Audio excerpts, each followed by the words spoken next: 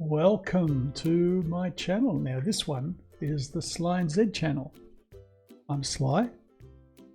Some of you know me as Linux Lounge Lizard, and here is my lounge room, and there's the lizard. But we're not talking about Linux today. This is Sly and Z's channel, and I've got to tell you about something that Zed has done in the kitchen. Simple, and you can do it too. This is meant to be a snack or an entree. But the way Zed has done this, with the technique that she has used, I guarantee you this is the sweetest tasting, lovely bruschetta that you will ever have come across. Now, if you look out on the internet, there's a whole bunch of people saying how to do this, and they're pretty much all the same. This is going to be different. Now, for one thing, I actually recorded this on a mobile phone in portrait mode. Not the way it's supposed to be done, right?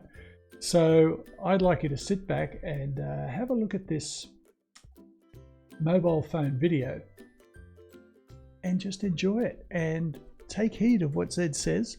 Find out what the special ingredient is, find out the technique that she uses, and let me know what you think.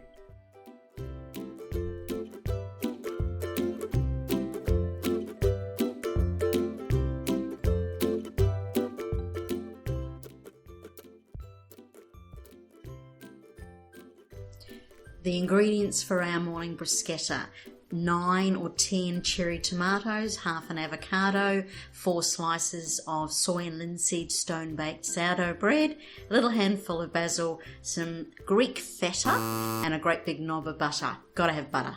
And of course freshly ground black pepper. If butter is great, a little bit more butter is better. I sautéed tomatoes with half of the white spring onion. Half of the white spring onion, make it nice and sweet. The other half leaves it nice and sharp. Melt down the butter and saute the tomatoes. Brings out all the sweetness. Try if you can to get the skin side down in the butter. If you leave the skin side up, then the juices come out of the tomatoes and you end up with sort of half flavoursome tomatoes, less tomato butter, and the butter is better. I can't say that enough. And now we move on from the sautéed tomatoes to the adding of my freshly ground black pepper. Gotta have fresh ground black pepper. This is the tomato juice butter. Superb on the toast. Mashing in the half an avocado and sprinkling on of some black pepper. From there we go to the addition of the said sautéed tomatoes rather than the raw tomatoes. I try and evenly distribute them, and there's a little bit of sautéed onion left over in the juices, so I just sprinkle that across as well. You'll find that the tomato and juice in the bottom has sort of slightly caramelized, which adds to the sweetness. Sprinkle across half of a torn up couple of leaves of basil. Never cut the basil because it bruises them.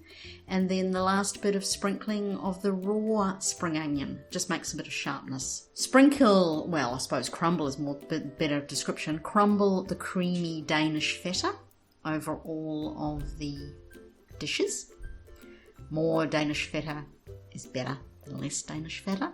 And the piece de resistance is the balsamic glaze. Gorgeous, piquant, sticky, sweet, tangy balsamic glaze. And there you have it. So if you want more traditional bruschetta, definitely go for your raw tomatoes. I think my technique with sautéed is far more moreish. Enjoy, and if you want to know anything more, please just say bye.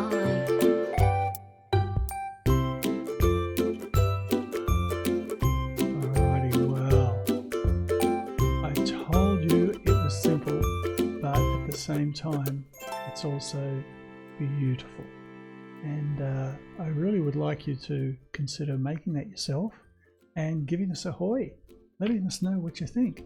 Now, what about that? What is that special ingredient? Oops, it's going to start again. I think I'd better get rid of that. I didn't know I had that looping. There you go. So let us know what you think. I gotta say, when Zed was telling me about tomato butter. I thought, oh, it's butter with bits of tomato mixed in it, but it's not. What it really is tomato juice butter. So you can see that as that juice comes out and mixes with the butter in the pan, it also caramelizes a little bit. And when that's poured onto the bread, the taste is sensational.